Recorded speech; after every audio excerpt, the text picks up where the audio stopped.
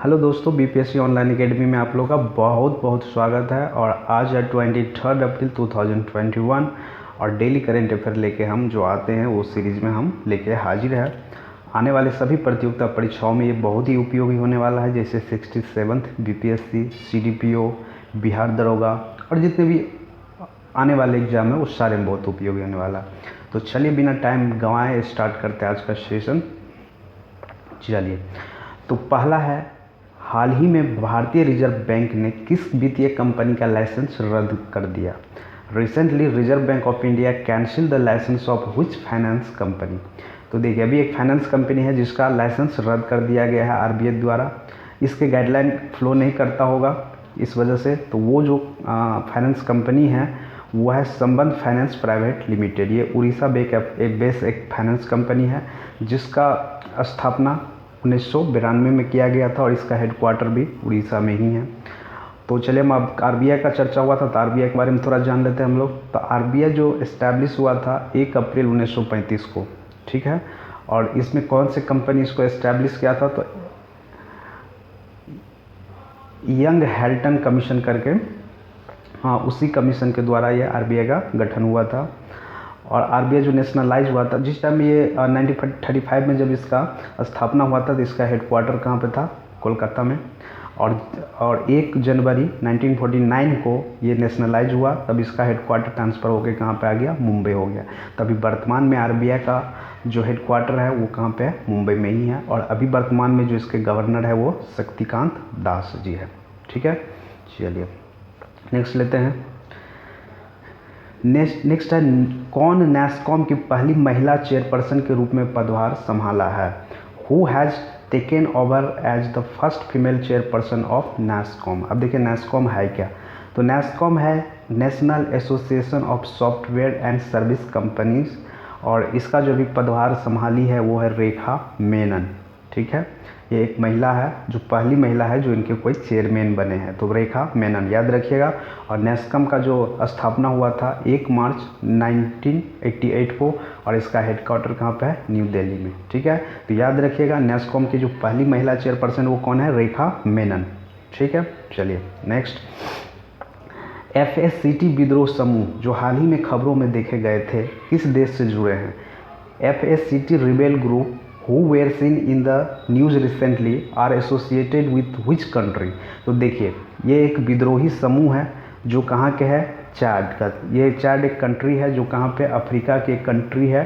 तो वहीं पे देखा गया है, मतलब वहीं पे एक रिबेलियन ग्रुप है ये, ठीक है। और चाड का जो कैपिटल है एनडजमेना, जो कैपिटल है चाड की, और अफ्रीका की कंट्री है। और अभी इसमें इद्रिस डेबे, जो अभी हाल ही में यहाँ के प्रेसिडेंट का जो मृत्यु हो गई है, तो इसी में क्लैश हुआ था, क्लैश बिटवीन द रिबेल में हुआ था, मतलब यहाँ के रिबेल ग्रुप के बीच में और वहाँ के लोगों के बीच में जो अभी क्लैशेस हुआ था उसमें इनकी मृत्यु हो गई। तो याद रखिएगा चाड कौन कंट्री से है? फेसड चाड है, ठीक है। चलिए,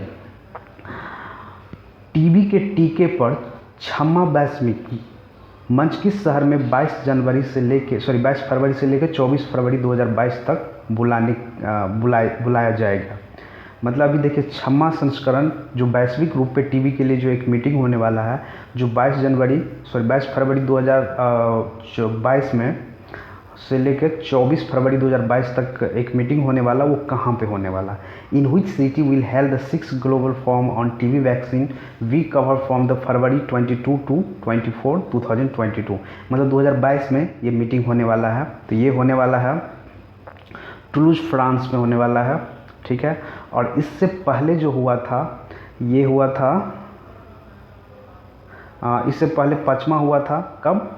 20 अप्रैल से 22 अप्रैल 2021 हाल ही में भी हुआ था। और अगला होने वाला है फ्रांस में, ठीक है, याद रखिएगा ये। और इंडिया से जो टीबी हटाने की बात हो रही है, कब तक कंप्लीटली हट जाएगा टीबी? तो ये 2025 तक। और हाल ही में अभी हमारे हेल्थ मिनिस्ट्री जो कहे हैं, जो लक्षद्वीप, और ये लक्षद्वीप जो यूनियन टेरेटरी है यहाँ पे टीबी मुक्त हो चुका है।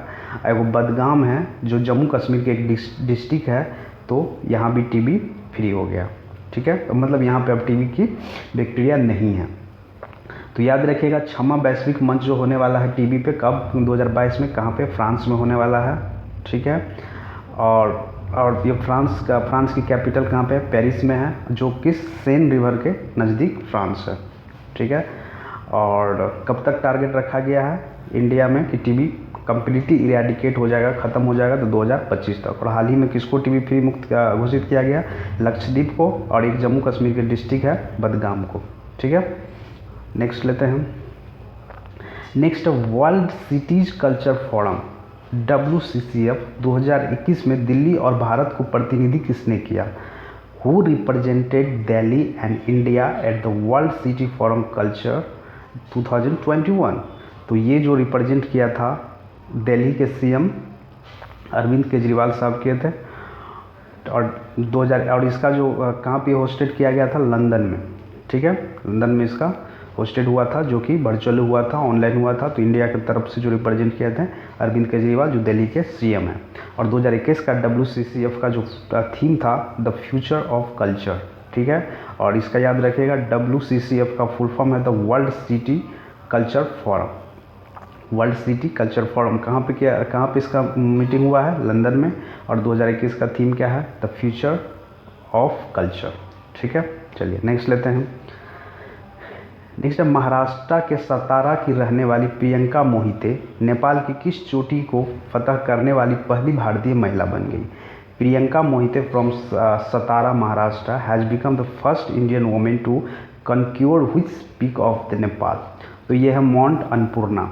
ये one of the 10th peak, highest peak है वर्ल्ड में, जो हिमालय का ही एक पार्ट है जो नेपाल में है। तो इसको कौन अभी फतेह किया है? तो माउंट अन्नपूर्णा फतेह पे किया है कौन? प्रियंका मोहिते। तो याद रखिएगा कहाँ की है ये प्रियंका मोहिते? तो ये महाराष्ट्र के सतारा डिस्ट्रिक्ट के। ठीक है, चलिए नेक्स्ट लेते हैं। नेक्स्ट है, कोरोना वॉरियर्स के लिए प्रधानमंत्री गरीब कल्याण पैकेज कितने दिनों तक के लिए बढ़ा दिया गया है? The prime minister poor welfare package for corona warriors been extended for how many years? तो ये 1 साल के लिए बढ़ा दिया गया है इसका पैकेज। ठीक है, चलिए, और इसका भी जो अनाउंसमेंट किए हैं डॉक्टर हर्षवर्धन, जो अभी हमारे हेल्थ मिनिस्टर है, 20 अप्रैल 2021 को ये अनाउंसमेंट किया गया था। ठीक है, तो याद रखिएगा कोरोना वॉरियर्स के लिए प्रधानमंत्री गरीब कल्याण पैकेज कितने दिनों के लिए बढ़ा दिया गया है? 1 साल के लिए। ठीक है, चलिए नेक्स्ट। हाल ही में भारत के 68वें शतरंज ग्रैंड मास्टर कौन बने? Recently who become India 68th chess grand master? तो देखिए ये बने हैं अर्जुन कल्याण। ठीक है, अर्जुन कल्याण बने हैं, और पहला ग्रैंड मास्टर बने थे विश्वनाथ आनंद। ठीक है, और अगर हम बात करें वर्ल्ड चेस फेडरेशन, जिसको हम FID, जिसका हेडक्वार्टर कहाँ है? लॉन्स, स्विट्जरलैंड में है। ठीक है, तो याद रखिएगा भारत के 68वें शतरंज ग्रैंड मास्टर कौन बने? अर्जुन कल्याण, जो तमिलनाडु से बिलोंग करते हैं। ठीक है, और पहला ग्रैंड मास्टर कौन बने थे? 1988 में बने थे विश्वनाथ आनंद। ठीक है, चलिए नेक्स्ट लेते हैं। राज्य के सरकारी अस्पतालों में कोविशील्ड की प्रति खुराक की कीमत कितनी निर्धारित की गई है? How much is the price per dose for Covishield set in state government hospital? अब देखिए, जब भी आप गवर्नमेंट हॉस्पिटल में जाएंगे तो इस खुराक कोविशील्ड की जो अगर वैक्सीन लेते हैं आप तो 400 लगेगा, और यहीं प्राइवेट हॉस्पिटल में जाते हैं तो ये 600 का पड़ेगा। ठीक है, ये सीरम इंस्टीट्यूट जो इंडिया के हैं, जो मेडिसिन बनाते हैं और सप्लाई करने का काम करता है, इन्होंने ही फिक्स किया है। तो 400 पर dose in the government hospital and 600 पर dose for the private hospital. ठीक है, और कोविशील्ड ये दूसरा हमारा मेडिसिन है जो इंडिया में बने थे। इससे पहले कोविक्स बने थे, और ये कोविशील्ड दूसरा हो गया। और तीसरा बना है, तीसरा जो रसिया से अभी इम्पोर्ट किया जा रहा है, स्पुतनिक 5। तो ये रसिया से अभी इम्पोर्ट होने वाला है इमरजेंसी यूज़ के लिए, जिसको अभी परमिशन हाल ही में इनको मिल गया। तो याद रखिएगा कोविशील्ड का वैक्सीन पे कितना पैसा लगेगा आपको सरकारी हॉस्पिटल में? 400, प्राइवेट में गए तो 600। ठीक, और कौन इसको अभी फिक्स किया पर है? Serum institute. और 3 मेडिसिन हमारे इंडिया में चल रहे हैं, कौन? Covishield and Sputnik 5। ठीक है, चलिए नेक्स्ट। भारत एशिया कुश्ती चैंपियनशिप 2021 में किस स्थान पर रहा? तो ये जो रहा 3rd स्थान पे रहा, और ये अभी चल रहा है कजाकिस्तान में, ठीक है। तो ये 14 मेडल इसको मिले हैं अभी इंडिया को, जिसमें 5 गोल्ड, 3 सिल्वर और 6 ब्रॉन्ज मेडल है। और ये ईरान और Kazakhstan first and second place पे रहे, जिसको 17 मेडल सब दोनों को मिले। और 2021 में जो एशिया रेसलिंग चैंपियनशिप हुआ था, कब से कब 13 अप्रैल से लेकर 18 अप्रैल तक हुआ। कहाँ पे? कजाकिस्तान में। कजाकिस्तान का कैपिटल है नूर सुल्तान। तो याद रखिएगा इंडिया का कौन सा प्लेस रहा? तो तीसरा प्लेस रहा। पहला दूसरा कौन रहा? तो पहला रहा ईरान और दूसरा रहा कजाकिस्तान। दोनों को 17 मेडल मिले हैं, और इंडिया को कितने मिले हैं? 14 मेडल मिले हैं, जिसमें 5 गोल्ड है, 3 सिल्वर और 6 ब्रॉन्ज है, ठीक है। चलिए नेक्स्ट लेते हैं। पश्चिम बंगाल चुनाव 2021 के 6ठे चरण में कितने निर्वाचन क्षेत्र में चुनाव हुए? तो देखिए, how many constitution went to poll in the 6th phase of the West Bengal election 2021। तो ये जो है टोटल 43 क्षेत्रों में चुनाव होने वाले हैं, ठीक है। चलिए नेक्स्ट लेते हैं। हाल ही में भारत को संयुक्त राष्ट्र आर्थिक और सामाजिक परिषद को कितने निकायों के लिए चुना गया? Recently India elected to how many bodies of the United Nation economic and social culture, जिसको इकोसॉक भी हम लोग हिंदी में शॉर्ट में बोलते हैं। तो ये टोटल 3 निकायों के लिए 3 साल के लिए इंडिया को चुना गया है, जिसमें पहला है commission on crime prevention and criminal justice, पहला ये हो गया।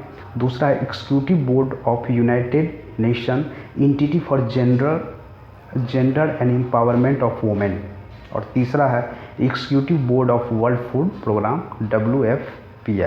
तो ये 3 निकायों के लिए चुना गया है 3 साल टर्म के लिए, ठीक है। और ये टर्म कब से होगा? जनवरी 1, 2022 से स्टार्ट होने वाला, ठीक है। और United Nation economic and social council का प्रेसिडेंट जो अभी है मुनीर अकरम साहब है, और इसके जो हेडक्वार्टर है इकोसॉक का जो है न्यूयॉर्क USA में है। तो याद रखिएगा ये एक स्पेशलाइज एजेंसी है यूनाइटेड नेशन का, संयुक्त राष्ट्र का एक स्पेशलाइज एजेंसी है इकोसॉक, ठीक है। और इकोसॉक का फुल फॉर्म क्या होता है? United Nation economic and social council, ठीक। चलिए नेक्स्ट लेते हैं। हाल ही में शंख घोष का निधन हो गया, वह क्या थे? रिसेंटली शंख Ghosh passed away, what was he?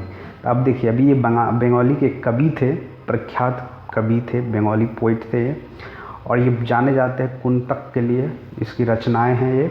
और इनका हाल ही में अभी देहांत हो गया। इनको पद्म भूषण 2011 में पद्म भूषण अवार्ड भी मिले थे, और ज्ञानपीठ अवार्ड भी मिले थे 2016 में, और सत्य अकेडमी अवार्ड भी दिया गया था 1977 में इनके कंट्रीब्यूशन के लिए। तो याद रखिएगा, जो शंख घोष का निधन हो गया, कहाँ से थे? वेस्ट बंगाल, मतलब बंगाल से थे। ये क्या थे? पोइट थे, जो कि एक बहुत ही प्रख्यात कवि थे, ठीक है। चलिए नेक्स्ट लेते हैं।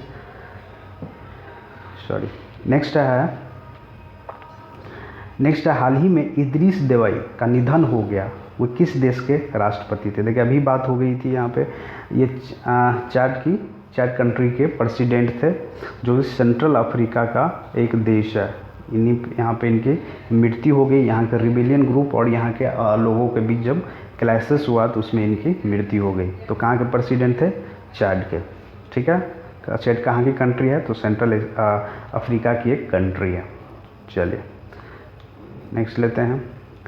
विश्व पुस्तक कॉपीराइट दिवस संयुक्त राष्ट्र शैक्षिक, वैज्ञानिक और संस्कृत संगठन यूनेस्को द्वारा कब मनाया जाता है? When is the World Book Copyright Day celebrated? United Nation educational, scientific and cultural organisation, मतलब यूनाइटेड नेशन द्वारा वर्ल्ड बुक कॉपीराइट डे कब मनाया जाता है? तो ये जो मनाया जाता है 23 अप्रैल को, मतलब आज की बात हो रही है, 23 अप्रैल को मनाया जाता है।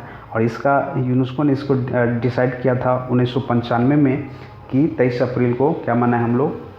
वर्ल्ड बुक डे और world book and copyright day मनाएं। और यूनेस्को जो फुल फॉर्म होता है United Nation educational, scientific and cultural organisation, जिसके भी वर्तमान में 193 मेंबर है और 11 एसोसिएट मेंबर है इनके। और यूनेस्को का जो स्थापना हुआ था 16 नवंबर 1945 में हुआ था, ठीक। और इसका हेडक्वार्टर कहाँ पे है? फ्रांस में पेरिस में है। और इसके अभी वर्तमान में जो चेयरमैन है ऑनरे अजूले चेयरमैन है यूनेस्को का। तो याद रखिएगा, विश्व पुस्तक कॉपीराइट दिवस या वर्ल्ड बुक कॉपीराइट डे कब सेलिब्रेट करते हैं? तो 23 अप्रैल को। किसके द्वारा मनाया जाता है? यूनेस्को द्वारा। ठीक है, यूनेस्को का फुल फॉर्म क्या होता है? United Nation educational scientific cultural organisation. ये कब से मनाया जा रहा है? तो 1995 से मनाया जा रहा है। Thank you for watching BPSC online academy. Stay home, stay safe. अगर ये सेशन आपको पसंद आता है तो लाइक करिए, शेयर करिए, सब्सक्राइब करिए